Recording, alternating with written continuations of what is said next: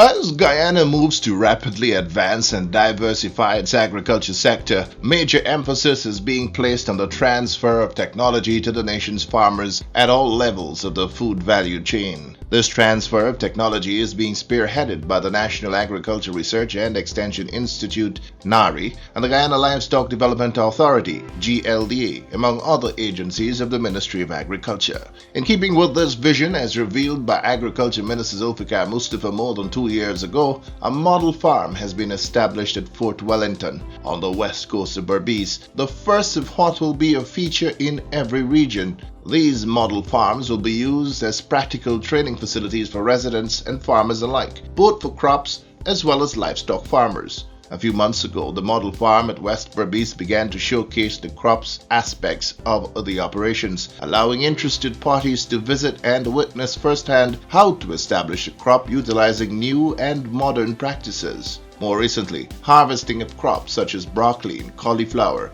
bell peppers and carrots began and is continuing, proving what can be done even in a small area utilizing smart agriculture techniques. Agriculture Minister Zulfikar Mustafa says the West Berbice facility is a critical aspect of government strategy to encourage the nation's farmers to adapt technologies available to them to up their production and productivity and mitigate against the challenges of climate change. So these model farms that we are building are farms across this country, right? We have one now in Region 5 at Fort Wellington. We are now, we'll do one in Region 6, and all the other Region 3 and so. These are model farms so they can train farmers in best practices. And what we are doing there, I am hoping that farmers can replicate it in their own holdings so that we can improve on what farmers have been doing over the years. So these farms are built specifically with all those facilities, not only crop farming, but livestock and things like that. So we can train all the farmers. And I just mentioned at this agro-processing facility remarks that I made, that we are not only looking at particular area in the agriculture sector. We want to develop the entire sector. Livestock, aquaculture, crop farming, everything going to new crops. And this is the way that we are moving about doing it. And if you notice, we have had tremendous improvement in best practices around the country. I am hoping that farmers, different parts can capitalize on these training, capitalize on these model farms, and they can replicate it in their own holdings. The model farm at Fort Wellington in West Berbice features best practices in crop production in a variety of forms, among which is climate-smart agriculture. The farm will also feature a livestock rearing section that will also showcase best practices for a variety of livestock, including swine, sheep and goats, chickens and cattle. This aspect of the model farm is yet to come on stream. I took my camera over to the farm for a first-hand look at what has been done on the farm and how it has been helping farmers of West Berbice and beyond to learn and adopt the modern practices on display. Mr. Adrian Singh is NARI's regional coordinator for Region 5 and explained the concept of the model farm in his region. Today we are doing a presentation with what would have happened, how we transformed this facility into what is it today. With this in mind, we would have this facility by the Honorable Minister of Agriculture with the initiative from our President, the Excellency Dr. Muhammad Irfan Ali, with his big shade house project on Monripo. So these would have materialized and spread to all the other regions so that we can get farmers to transfer this improved technology in agriculture so that the regular farmers can benefit, can come on board where we do field school, field farm, we do training where farmers can come see the various technology that we have here and transfer this into their farms. So with climate smart and climate resilience crops and so with the weather pattern and so they could be au fait of what's better for them in terms of growing their crops. Mr. Singh also spoke to the livestock component of the farm. Yeah, this is a model farm. It respects different entities within the Ministry of Agriculture. While we are from NARI and we will set up this crop aspects, our colleagues from the GLDA are in the process of securing the animals to come on board. Later on we will go across there. They already set up germplasm of various a variety of grass species so that the animal will be fed from those grass. And there's a modern pen set up with a crate system so that the animal can't escape and will be taken care of. The NARI official explained that the farm features a significant number of crop types that replicate the choices of farmers on their respective farms and even includes the GRDB rice variety, the GRDB 16. On this farm, as we go around, we would see, while we at NARI, we would have planted a few roots of the GRDB 16 paddy, which is successfully grown. It's at a stage that it is bearing presently. So we also take a look at that. We also secure some different variety of cane from Gaisuku yesterday, which is with us today. We will prepare an area where we can establish some of those variety of sugarcane also. So once persons come on board of this farm, they will know about the various species of animal, the various variety of crops, including rice, sugarcane, and we hoping to expand on a wide range. We have broccoli, we have cauliflower, we have cantaloupe, we have ginger, we have turmeric, we have parsley, we have tomato, we have dragon fruit, and a wide range. It keeps expanding. So what we want, agriculture month is dawning upon us. It's upon us. So what we would do, we would invite the various secondary school to come on board to bring those students. This facility is specially designed so they can help students in the CXC classes in their academic studies in agriculture. My visit to the model farm coincided with a training exercise on soil formulations and the treatment of pests and disease in crops such as sweet pepper, celery, broccoli, and cauliflower. NARI's Crop Extension Officer in Region 5, Mr. Krishna Silal, explained what the training is about. And one of the main objectives of this facility, this model farm, is to showcase new technology transfer from NARI so that farmers can adapt new practices to combat some effects of different threats. For example, we have established a demonstration plot growing bell pepper under shaded cultivation. And one of the problem farmers in Region 5 face is anthracnose. At the bottom of the pepper, you would see a burn bottom, which caused by several factors. But we implement our system, whereas we from land preparation, going on to different stages of growth, we apply soil treatment, fungicide, different pesticide to control the disease, and we were effective. As you can see, we have a healthy crop, and we also use the Jamaican system of a trellis system where we use the trellis system going around the plants, and the plants would grow. And we didn't allow too much vegetative growth. We clipped some leaf, we maintain a few stems so the plant would keep growing all the time, which is a good system. We also do intercropping. So a few weeks ago, here we had lettuce.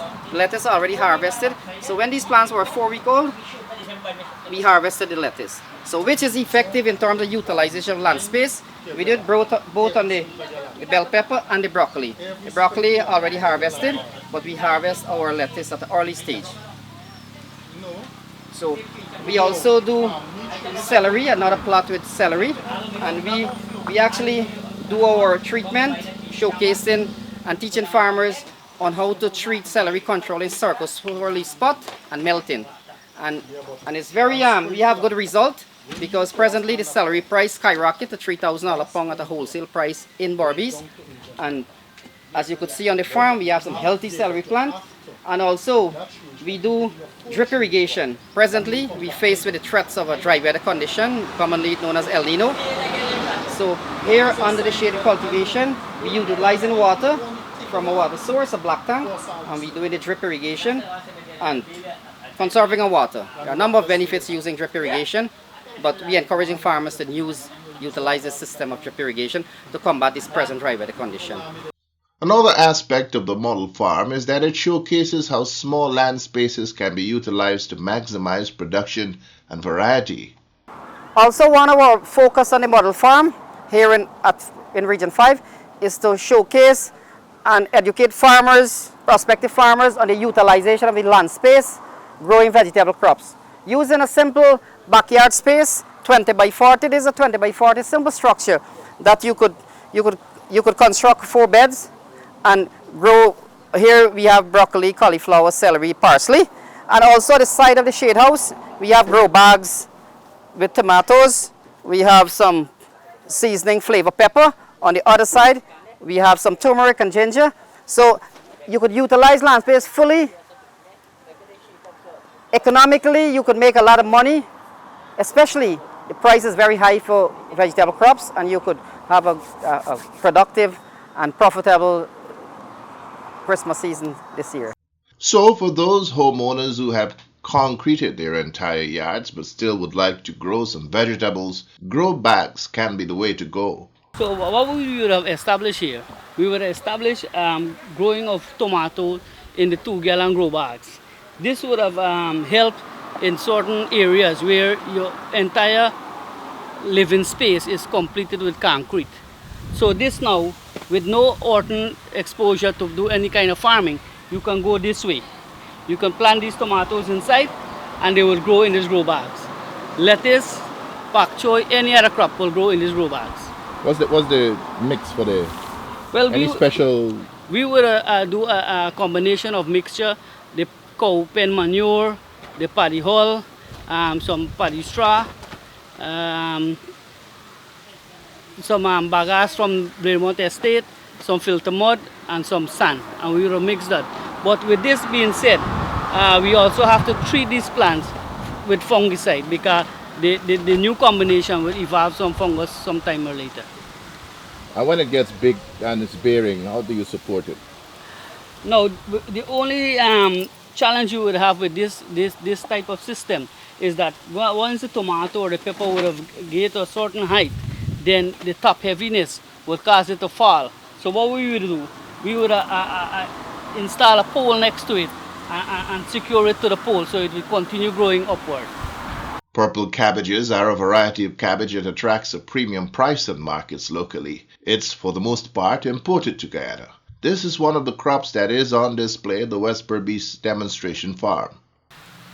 Again, about 70 to 80% of the purple cabbage consumed by Guyanese are imported. So we would have started up a plot here, and we do farmers field school so farmers can see. Nari, we are trying to make the seed available so that farmers can expand in this and reduce the importation and the importation bill. As our agriculture minister is heading the food security in our region and the Caribbean, which says that we must cut importation of 25% by 2025. So this is in aligned with what the agriculture food security is about. Almost every day, the NARI staff conduct training sessions for farmers and residents of West Berbice. I caught a few minutes of one such session. Presently, we have the Sarcospora leaf spots and celery, the brown leaf, and we have the melton. This is parsley, similar problem. Bell pepper, anthracnose, that is born back at the bottom, and we have broccoli. So we showcase in farmers you could utilize land space in a simple structure, growing high value crops and make a lot of money. So today one of our focus is the use of drip irrigation.